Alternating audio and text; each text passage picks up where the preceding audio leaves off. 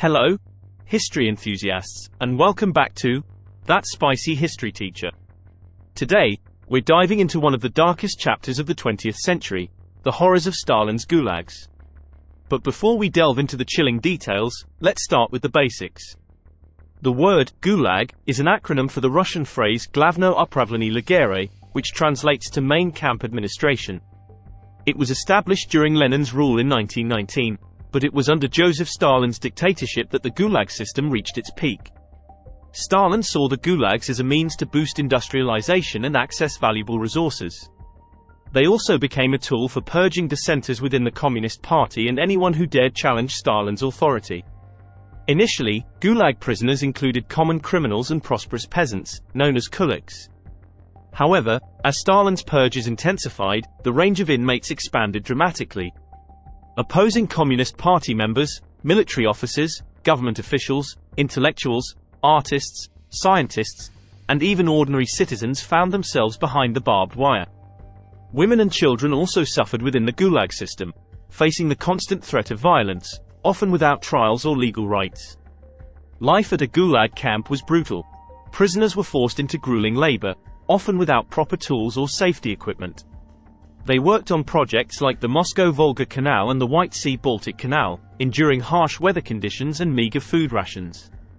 Violence was rampant, with inmates, both criminals and political prisoners, turning on each other in desperation.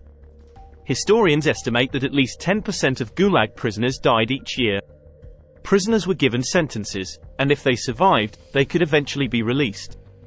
However, even release came with conditions, such as meeting work quotas. Between 1934 and 1953, approximately 150,000 to 500,000 people were released from the Gulag each year. But the nightmare was far from over for many. The Gulag system began to weaken after Stalin's death in 1953. Millions of prisoners were released almost immediately, and under Nikita Khrushchev's leadership, the camps faced increasing criticism. Still, some camps persisted, serving as prisons for various groups during the 1970s and 1980s. It wasn't until 1987, under Mikhail Gorbachev's leadership, that the process of eliminating the camps officially began. The true horrors of the Gulag were revealed only after the fall of the Soviet Union. Unlike the Holocaust camps, there were no public images or films of the Gulags. It wasn't until Alexander Solzhenitsyn's The Gulag Archipelago was published that the world learned about the atrocities within. Despite their inhumanity, most historians agree that the Gulags didn't significantly contribute to the Soviet economy. The legacy of the Gulag left generations of Russians deeply scarred. Now, let's talk about an often overlooked aspect: how many survivors of the Holocaust ended up in the Gulags. Estimates suggest around 250,000 Jews were in concentration camps at the end of World War II. Many liberated survivors found themselves in displaced persons (DP) camps, but their options were limited. Some returned to Poland, only to face pogroms.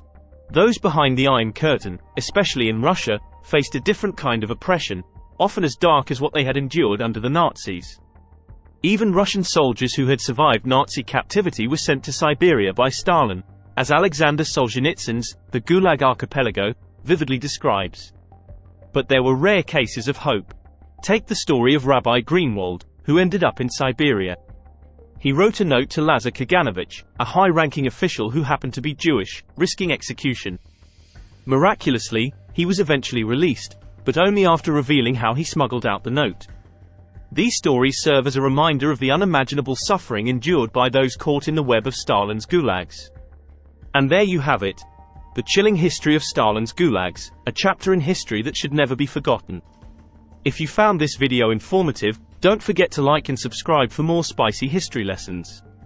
Thanks for joining us today, and until next time, keep those historical curiosities burning.